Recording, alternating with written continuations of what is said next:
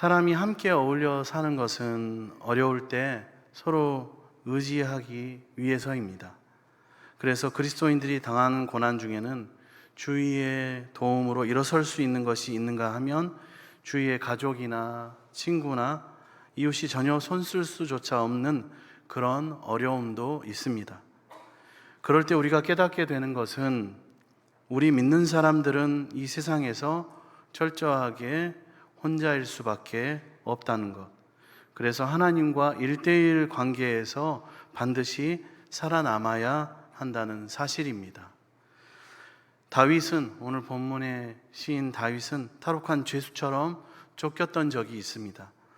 오늘 본문의 시는 다윗이 죄수 아닌 죄수가 되어서 사울 왕의 집요한 추격을 받을 때 지어진 것으로 알려져 있습니다. 사울 왕이 어느 정도로 집요하게 다윗을 추격했는가 하면 이스라엘을 이잡듯이 다 샅샅이 뒤져서라도 다윗을 잡아내려고 했습니다. 다윗을 숨겨주거나 다윗을 돕는 자는 제사장이라 할지라도 다 죽였습니다. 그러니까 사람들은 자기 목숨을 건지기 위해서라도 앞장서서 다윗의 행적이나 다윗을 밀고 하는 형편이었습니다. 그때 다윗이 피하여 숨을 수 있는 곳이 어디겠습니까? 오늘 본문에서 다윗은 이 세상에서는, 이 땅에서는 피할 곳이 없어서 여호와께 피한다라고 말씀하고 있습니다. 우리나라 최근 10년을 돌아보면 세계에서 자살률이 가장 높은 나라로 기록되고 있습니다. 그래서 현 정부에서도 하나의 어떤 프로젝트를 만들어서 대응을 한다는 뉴스도 보았습니다. 2023년 당시 대한민국 자살률은 인구 10만 명당 27.3명입니다. 그 1년 전 22년 12월에는 OECD 자료를 보면 인구 10만 명당 24.1명으로 대한민국이 자살률 세계 1위였습니다. 가슴 아픈 통계라고 할 수 있겠습니다. 노인 빈곤과 자살률, 청소년 자살률도 더 심하면 심했지 덜하지는 않은 상황입니다. 이들이 자살하는 이유가 무엇입니까? 이들에게 아무도 관심을 갖지 않습니다. 이들의 말을 들어줄 사람이, 차분히 들어줄 사람이 없습니다. 누구도 이들을 이해해 주지 않습니다. 이들이 피할 곳이 더 이상 이 땅에 존재하지 않습니다. 그래서 더 이상 피할 곳이 없는 이 사람들에게, 존재에게 이르는 것이 바로 자살입니다. 그렇다면 이 넓고 넓은 세상에서 피할 곳 하나 없다는 것을 저와 여러분이 깨닫게 된다면 그때 우리는 어디로 피해야 합니까? 그럴 때 여호와께 피한다라고 다윗은 오늘 본문을 통해서 고백하고 있습니다. 온 세상이 나를 거부해도, 온 세상이 나를 이해해 주지 않아도, 온 세상이 나에게 관심 갖지 않아도 하나님은 나를 받아주시고 결코 악한 자에게 나를 넘겨주지 않는다는 뜻입니다. 그것이 바로 여호와께로 피한다라는 뜻입니다. 다윗에게 있어서 가장 억울한 것은 죄를 짓지도 않았는데 자신의 위치와 직위를 빼앗기고 아내도 빼앗기고 목숨 하나 건지기 위해서 세상 끝까지 도망치는 신세가 되었다는 것입니다. 만약 다른 사람의 보증을 서거나 우리가 속아서 잘못 돈을 맡겼는데 우리 재산을 다 잃게 되고 다른 사람의 빚독촉을 받게 될 때 그것보다 우리가 억울한 일은 없을 것입니다. 돈 때문에 도망가야 되는 처량한 신세죠. 그것도 가족 중에서 형제와 자매 간에 그런 일들이 있게 된다면 너무나 가슴 아플 것입니다. 그래도 이런 경우에는 재산만 잃으면 되는데 오늘 본문의 다윗의 경우에는 아내를 빼앗기고 이제는 생명의, 목숨의 위협까지 받게 된 상황입니다. 이럴 때 가장 힘든 것이 무엇입니까? 도대체 왜 이런 일이 나에게 일어나는 것입니까? 왜 이런 일을 나는 경험해야 하는 것입니까? 또 이럴 때 어디로 내가 피하면 내 목숨을 건질 수 있느냐 하는 것입니다. 오늘 본문 1절, 2절 말씀입니다. 내가 여호와께 피하였거늘 너희가 내 영혼에게 새같이 네 산으로 도망하라 함은 어찌함인가? 악인이 활을 당기고 화살을 시위에 먹이며 마음이 바른 자를 어두운 데서 쏘려 하는도다. 여기서 다윗은 여호와께 피하기로 했다고 말하고 있습니다. 그러면 여호와께 피한다는 말이 도대체 무슨 뜻입니까? 두 가지 의미로 생각해 볼 수 있습니다. 첫째는 이 세상에서는 피할 곳이 없다는 뜻입니다. 사울 왕이 모든 곳에 기별을 다 해놓고 다윗을 밀고 하라고 했기 때문에 적어도 이 세상에서는 자기 자신을 안심하고 의탁하거나 피하여 숨어 있을 만한 곳이 없다는 뜻입니다. 두 번째는 이런 어려움 가운데서도 절대로 절망하지 않고 오히려 더 하나님의 말씀을 가까이 하고 기도하면서 하나님의 도우심을 기다리는 것을 말합니다. 그런데 여호와께 피하는 데 있어서 가장 큰 어려움은 하나님께 피해야 하는데 하나님은 우리 눈에 보이지 않는다는 것입니다. 보이지 않기 때문에 직접 대화가 되지 않는다는 점입니다. 또 하나님께 조르거나 사정할 수가 그래서 없다는 것입니다. 단지 모든 것을 하나님께 맡기고 하나님의 말씀을 더 가까이 하면서 하나님의 도우심이 나타날 때까지 기다리는 수밖에 없습니다. 이게 상당히 어려운 부분입니다. 이렇게 기다리면 고난당하는 다윗을 아니면 우리를 인간적으로 사랑하고 아끼는 사람들의 눈에는 너무나 이것이 미련하게 보입니다. 그래서 뭐라고 이야기합니까? 오늘 본문에 새같이 내 산으로 도망하라 라고 말합니다. 여기서 내 산이라는 것은 인간적인 방법을 뜻합니다. 바보같이 아무것도 못하고 그냥 세월만 보내지 말고 나름대로 계획을 세워보고 또 찾아갈 사람은 찾아가 보고 그들에게 사정할 것은 사정해 보라는 것입니다. 여기서 믿음을 가진 사람과 믿음이 없는 사람이 갈라지게 됩니다. 믿음을 가진 사람은 자신의 계획을 가지지 않습니다. 인간적인 궁리를 하지 않습니다. 그 대신 모든 처분을 하나님께 맡기고 하루하루 믿음으로 살아가려고 애를 쓰게 됩니다. 그러면 매일매일 하나님의 말씀이 그에게 은혜가 되고 성령의 감동을 체험하게 됩니다. 그런데 믿음이 없는 사람들은 자기 힘으로 살아가 보려고 하기 때문에 하루 종일 어떻게 해야 할까, 어떻게 해야 살까 궁리를 하게 됩니다. 그리고 지푸라기라도 잡고 싶은 심정으로 이 사람을 만나서 찾아가서 이야기하고 저 사람을 찾아가서 만나서 이야기하는데 만일 어떤 사람이 그 순간에 좋은 말로 인사치레라도 좀 좋은 이야기를 해주면 그 사람이 나를 도와줄 구세주나 되는 것처럼 목을 메고 사람을 의지하게 됩니다. 그러나 도와줄 것처럼 말하는 사람들도 인사치레이거나 아니면 솔직한 심정으로 그런 말을 했을지라도 실제로 나를 도와줄 능력이 있는 것이 아닙니다. 오늘 본문 2절에 악인이 활을 당기고 화살을 시위에 먹이며 라고 말씀하고 있습니다. 이것은 악인이 활을 겨누고 있다는 것은 내가 살고 죽는 모든 결정권이 지금 악인의 손에 달려있다는 뜻입니다. 악인이 활을 쏘기만 하면 나는 지금 죽을 수밖에 없는 상황이라는 것입니다. 그리고 어디를 가더라도 악인의 화살이 계속해서 나를 따라오기 때문에 결코 안전하지 못한 것입니다. 그럴 때 할 수 있는 것이 무엇입니까? 오직 하나님께 매달리며 기도하는 것입니다.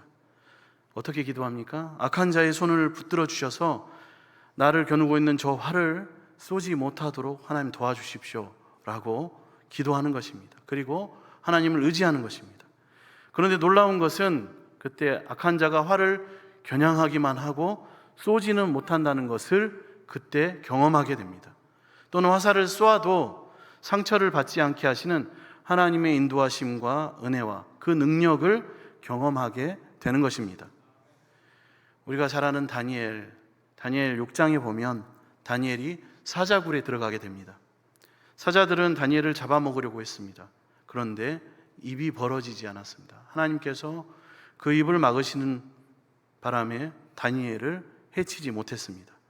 마치 악인이 활을 겨누고 있는데 발사가 되지 않는 것과 같습니다.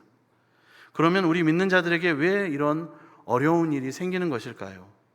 좀 평탄한 길로 아니란 길로 가면 얼마나 좋겠습니까? 그런데 이 어려운 일이 왜 생기는 것입니까? 동일하게 두 가지로 생각해 볼 수 있습니다. 첫 번째는 우리의 교만과 불신앙을 버리게 하기 위해서입니다. 사실 우리가 믿는다고 하면서도 교만과 불신앙에 빠져 있을 때가 많습니다. 내 생각대로 신앙생활, 내 생각대로 섬기거나 봉사하고, 내 생각대로 예배드리고, 내가 원하는 시간에 하나님 앞에 기도합니다. 그런데 우리 안에 있는 이 교만과 불신앙의 찌꺼기들은 그냥 쉽게 빠져나가지 않습니다. 이것은 마치 용광로에서 불순물을 품고 있는 금을 녹이는 것처럼 엄청난 열을 가하는 것과 같습니다. 상상할 수 없는 뜨거움을 견뎌내야 불순물을 제거할 수 있습니다. 우리가 당하는 어려움을 통과할 때, 고난을 통과할 때, 환난을 통과할 때 우리에게서 교만과 불신앙의 찌꺼기들이 제거되기 시작합니다. 두 번째는 의인들이 이유 없는 고난을 받아야 하나님께서는 믿지 않는 가족들이나 이웃들이나 사람들을 용서해 주신다는 것입니다. 하나님의 심판을 피하려면 누군가는 그 죄값을 반드시 지불해야만 합니다. 그런데 믿지 않는 사람들이 어떻게 자신의 죄값을 담당하겠습니까? 스스로 회개하겠습니까? 그러니까 믿는 사람들이 그 죄값을 어느 정도 담당할 수밖에 없는 것입니다. 예를 들어서 야곱의 집에는 죄가 많았습니다.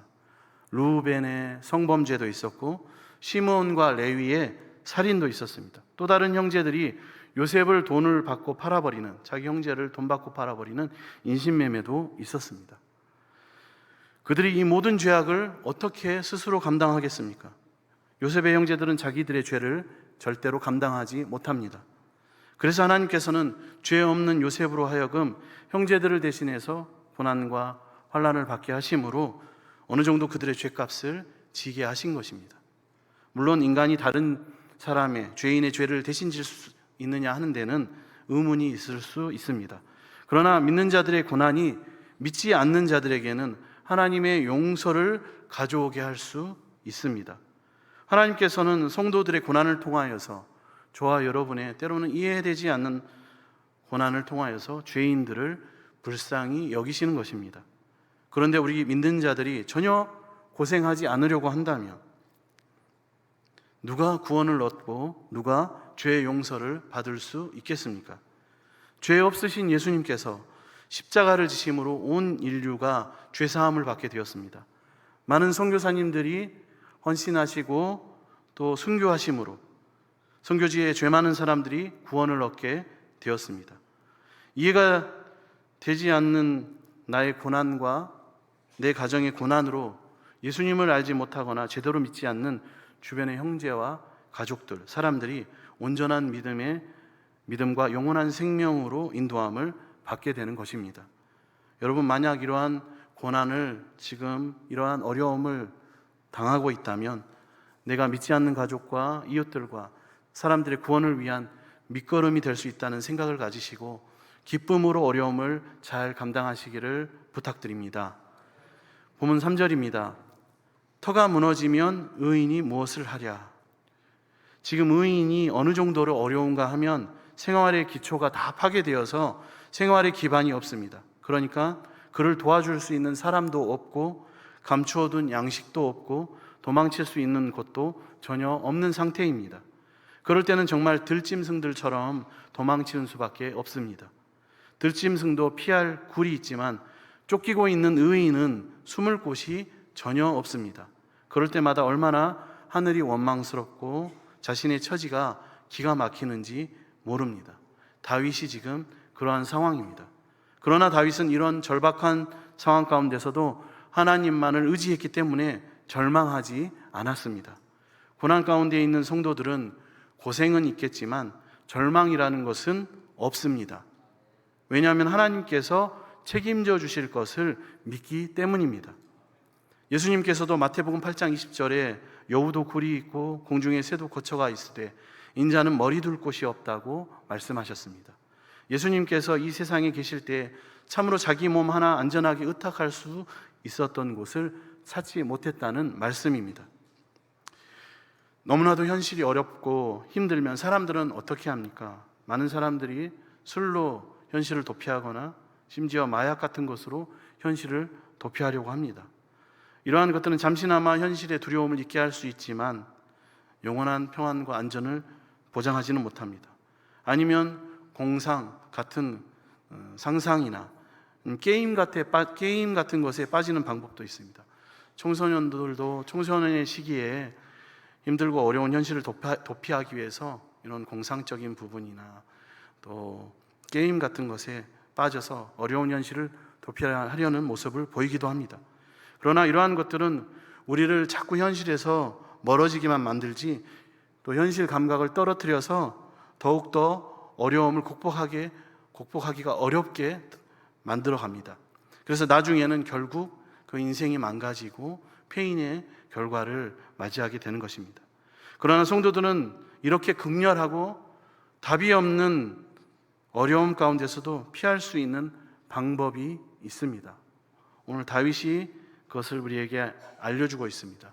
첫 번째는 하나님에 대해서 깊이 생각하고 묵상하는 것입니다. 오늘 시인 다윗이 사용하는 방법이 바로 이 방법입니다. 본문 4절 말씀입니다. 여호와께서는 그의 성전에 계시고 여호와의 보좌는 하늘에 있으며 그의 눈이 인생을 통촉하시고 그의 안목이 그들을 감찰하시도다. 아멘.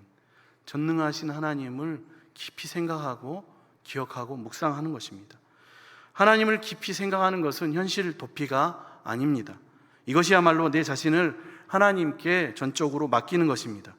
이것은 마치 큰 태풍이 우리 인생에 불어닥칠 때 큰 기둥에 나 자신을 밧줄로 잡아 매는 것과 고정시키는 것과 같습니다. 그래서 어려울 때 나에게 무엇이 생각나느냐가 정말 중요합니다. 이것에 따라서 내 삶의 결과가 달라지게 됩니다. 만약 하나님을 생각하지 않고 하나님을 묵상하지 않고 내 인생의 현 주소, 현실의 나의 초라함을 자꾸 생각하고 바보같이 실패했던 것들을 자꾸 생각하고 그것에 빠져 있다면 결국 그는 그것을 견디지 못해서 자살을 향해 달려가든지 자포자기하게 되는 것입니다. 그런데 그런 어려움 가운데 하나님 말씀을 생각하면, 하나님의 말씀이 생각난다면 우리는 다시 힘을 얻을 수 있습니다. 또 다른 방법은 과거에 하나님께서 나에게 은혜를 주셨던 것을 일일이 기억하는 것입니다. 과거에 하나님 나에게 주신 은혜는 우리 영혼의 소중한 자산입니다. 과거에 하나님께서 나의 기도를 들어주시고 은혜 주셨던 것을 기억할 때 지금 마음에 있는 나의 이 상처가 치료되기 시작합니다. 이것이 바로 하나님의 은혜가 회복되는 것입니다. 이 상처가 치료되어야만 다시 믿음으로 일어날 수 있고 힘을 낼 수 있습니다. 무엇보다 하나님은 어디에 계십니까? 성전에 계십니다. 성전은 어디입니까? 바로 내가 하나님을 깊이 생각하고 기억하고 묵상하는 곳, 바로 그곳입니다. 그리고 그분을 예배하는 바로 이곳입니다. 하나님은 어느 곳에서든지 하나님을 깊이 묵상하고 생각하는 사람과 함께 해 주십니다. 또 중요한 것은 하나님의 보좌가 하늘에 있다는 것입니다. 여기서 보좌는 통치를 나타냅니다. 이 세상의 통치는 변덕스럽고 정욕적이고 인간적인 것이지만 이러한 인간의 통치 위에 하나님의 보좌가 있습니다. 그래서 모든 것이 악한 통치자의 뜻대로 되지 않는 것입니다. 초대교회의 가장 악한 통치자라고 하면 로마의 네로 황제를 뽑을 수 있습니다. 그 네로 황제로부터 성도들이 믿음을 지키는 방법은 네로의 통치 위에 있는 예수 그리스도의 보좌를 바라보고 믿음을 지키는 것이었습니다. 인간의 통치 위에 하나님의 통치, 그리스도의 통치가 있습니다. 우리는 그것을 믿고 모든 것이 악한 자의 뜻대로 되지 않도록 하나님 역사해 달라고 기도하는 것입니다. 본문 4절 하반절에 그의 눈이 인생을 통촉하시고 그의 안목이 그들을 감찰하시도다 라고 말씀하고 있습니다. 이것은 하나님께서 위에서 모든 것을 보시고 계시기 때문에 하나님은 보지 못하시는 것이나 놓치시는 것이 전혀 없다는 뜻입니다. 우리는 땅에서 모든 것을 보기 때문에 보지 못하는 것이 너무나 많고, 사실 어디가 길인지도 모르는 때가 많이 있습니다. 그러나 위에서 보면 모든 것이 다 보입니다. 악한 자들의 움직임이나 계략이나 음모도 알 수 있고, 그들이 어디에 숨어서 진을 치고 있는지, 그리고 어디로 빠져나가면 안전한지 다 볼 수 있습니다. 그래서 악인들이 아무리 음모를 꾸미고 진을 치고 숨어 있어도 소용이 없는 이유가, 하나님께서 위에서 보시고 성도들에게, 의인들에게 모든 것을 알려주시고 피할 길을 가르쳐 주시기 때문입니다. 그래서 우리는 가장 안전한 길로 피할 수 있는 것입니다. 그렇게 우리가 말씀과 기도로 하나님께 연결되어만 있으면 우리는 절대로 망하지 않습니다. 우리가 길이 아닌 쪽으로 가려고 하면 하나님께서 그 길을 막아주십니다. 또 길이 아닌 것 같지만 하나님이 밀어주실 때 우리가 순종하면 길이 열리게 됩니다. 그래서 우리에게 생명처럼 중요한 것은 하나님과 연결되어 있는 것이고 하나님과 소통하는 것입니다. 무엇으로 연결됩니까? 바로 예배를 통해서, 또 기도를 통해서 연결이 됩니다. 이상한 것은, 또 의심이 되는 것은, 답답한 것은 무엇이든지 무조건 기도로 하나님께 물어보시는 여러분들이 되시기를 축복합니다. 하나님께서는 하늘에서 구경만 하고 계시는 분이 아니십니다. 하나님은 의인을 좋아하시고 악인을 미워하십니다. 오늘 본문 5절 말씀입니다. 여호와는 의인을 감찰하시고 악인과 폭력을 좋아하는 자를 마음에 미워하시도다. 아멘. 이미 하늘에서는 결정이, 하나님의 판정이 내려져 있는 것입니다. 하나님은 결코 악한 자를 좋아하시지 않습니다. 하나님께서는 의인을 좋아하시기 때문에 이미 의인이 이기도록 정해 놓으셨습니다. 그런데 왜 하나님께서는 당장 이 문제를 해결하지 않으시고 이렇게 침묵을 지키시며 악한 자가 계속해서 날뛰고 악한 행동을 하도록 가만히 내버려 두시는 것일까요? 그것은 의인이든 악인이든 각자의 마음속에 있는 것을 다 드러내게 하시기 위해서입니다. 하나님께서 가만히 계시는 동안 사람들은 모두 자기 속에 있는 것을 다 드러내게 되어 있습니다. 의인은 어려운 고난의 시기를 통해서 자기 안에 있는 믿음이 드러나게 됩니다. 그리고 악인들은 하나님께서 가만히 계시는 기간을 통해서 자기 안에 있는 모든 악을 다 드러내게 되어 있습니다. 하나님께서는 사람 속에 들어있는 것을 드러내는 것을 좋아하십니다. 그래서 하나님을 두려워하는 사람은 어려움 가운데서, 혼란 가운데서, 고통 가운데서 더욱 거룩해지고 더 많이 기도하고 더 많이 예배하고 더 하나님을 사랑하게 됩니다. 그러나 믿음이 없는 사람은 더 교만해지고 더 포악해지고 더 타락하게 되는 것입니다. 하나님께서는 사람들 안에 들어있는 생각과 뜻을 드러내게 하시기 위해서 모두에게 충분한 시간을 주십니다. 그래서 나중에 그들이 변명할 수 없도록 하시는 것입니다. 오늘 본문 6절 말씀입니다. 악인에게 그물을 던지시리니 불과 유황과 태우는 바람이 그들의 잔에 소득이 되리로다. 악인에 대한 심판의 말씀입니다. 그물을 던지신다는 것은 꼼짝 못하게 하신다는 것입니다. 결정적인 순간에 하나님께서 악인에게 그물을 던지셔서 꼼짝 못하게 하십니다. 그리고 그들의 잔의 소득으로 불과 유황과 태우는 바람의 심판을 주십니다. 복을 받으려면 자기 마음속에 좋은 것을 담아야 합니다. 남에게 저주를 퍼붓고 욕을 하는 사람은 언젠가 자기 자신이 그 잔을 마시게 되어 있습니다. 사람은 쌓은 선에서 선을 내고 쌓은 악에서 악을 낸다고 했습니다. 악한 생각을 가지고 있는데 남에게 좋은 말을 할 수 있는 것은 아닙니다. 우리가 기도하면서 악한 생각을 다 쏟아내어야 합니다. 그리고 하나님의 생각으로 자꾸 우리의 마음과 생각을 채워야만 합니다. 그러면 그 아름다운 잔이 언젠가는 우리에게, 자기 자신에게 돌아오게 되어 있습니다. 결국 복의 잔을 마시게 될 것입니다. 하지만 남을 시기하고 질투하면서 못살게 구는 자는, 악한 자는 결국 자기 자신이 그 잔을 마시게 되어 있습니다. 본문 7절 말씀입니다. 여호와는 의로우사 의로운 일을 좋아하시나니 정직한 자는 그의 얼굴을 배우리로다. 아멘. 여기서 여호와의 얼굴을 뵙는다는 것은 모든 시험이 끝나고 자신의 지위와 자격이 회복되어서 다시 신분을 회복하는 것을 말합니다. 이제는 더 이상 쫓겨다니지 않고 당당한 자격을 얻어서 하나님을 예배할 수 있는 것을 말합니다. 그러면 그를 쫓는 자들은 어떻게 되겠습니까? 하나님께서 다시 쫓아올 수 없도록 만드십니다. 하나님께서 악인들을 죽이든지 아니면 영원히 나쁜 짓을 하지 못하도록 만드시는 것입니다. 이것을 우리 힘으로, 나의 힘으로 해서는 안 됩니다. 만약 우리가 우리 힘으로 악한 자들을 심판하고 복수한다면 하나님의 의가 이루어지지 않습니다. 끝까지 하나님께 맡겨야 하나님이 그 악한 자들을 처리하시고 그래야만 하나님께 온전한 영광이 돌아가게 될 것입니다. 그래서 하나님의 영광을 우리가 경험하려면 우리는 끝까지 인내하고 기다려야만 합니다. 우리가 온전히 기다리려면 하나님의 말씀을 붙잡는 수밖에 없습니다. 어려운 환난 날에는 다른 곳으로 위로받을 수가 없습니다. 하나님의 말씀을 통하여 하나님을 알아가고 하나님에 대하여 깊이 묵상하는 것만으로만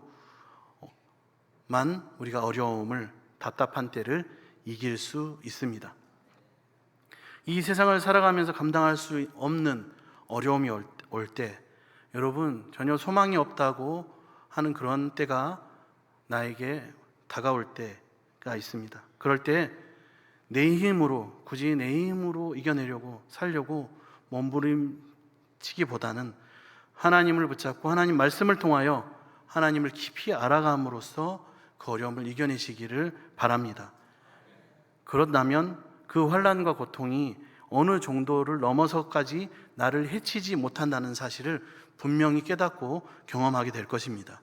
그동안 우리는 성숙하게 되고 아주 넓은 마음을 소유하게 됩니다. 이제 웬만한 것으로 놀라지 않을 정도의 믿음의 담력과 영적인 여유를 얻게 됩니다. 그래서 하나님 보시기에 우리의 신앙이 참 너는 합격이다, 합격할 만하다라고 인정받게 될 것입니다. 그때 악인들은 심판을 받게 되고 우리를 다시 우리의 자리로 회복시키실 것입니다. 그러면 과거의 모든 고생들을 완전히 잊어버리고 우리는 이 어려움을 겪기 전보다 더 강한 용사가 되어서, 더 강한 군사가 되어서 하나님의 뜻을 이루어드리게 될 것입니다. 그동안 나를 괴롭히던 문제들이 믿음으로 자연스럽게 해결되는 것을 여러분들 경험하게 될 것입니다. 이 은혜를 누리시는 저와 여러분이 되시기를 축복합니다. 기도하겠습니다. 사랑의 주님, 오늘 말씀을 통하여 하나님께로 피하는 삶이 무엇인지 알려주시니 감사를 드립니다.